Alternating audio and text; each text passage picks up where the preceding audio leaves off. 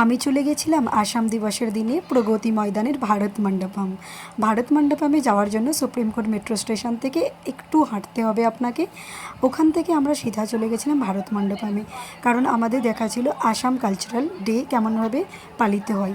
ওখানে একটা বোন, সে তার নিজের প্রোডাক্ট বিক্রি করার জন্য আমাকে পাগল করে দিচ্ছিল, কেন কেন কেন করে। তাকে আমি বোঝাতেই পারছিলাম না যে ভাই আমাকে যেতে হবে, কারণ আমার জন্য অপেক্ষা করছে আসাম দিবসের क्या কালচারাল बात है सर, অনুষ্ঠান। क्या बात है सर, क्या बात ये बात।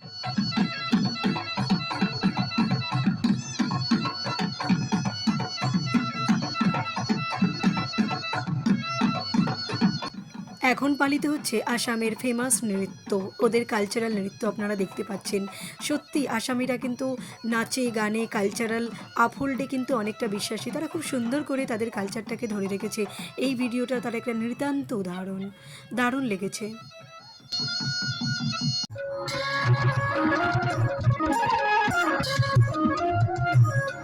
উপস্থিত ছিলেন আসামের মন্ত্রীও, যিনি কিন্তু মিডিয়ার কঠিন প্রশ্নে, তীখা প্রশ্নেতে অসঙ্গিত ফিল করছিলেন। যাই হোক, আমার কাজ শেষ, আমি এখন বেরিয়ে গেলাম কিছু খাওয়া দাওয়ার জন্য। খাওয়া দাওয়া করে আমি ফিরে গেলাম। আজকের দিনটা সত্যি memorable. Thank you so much.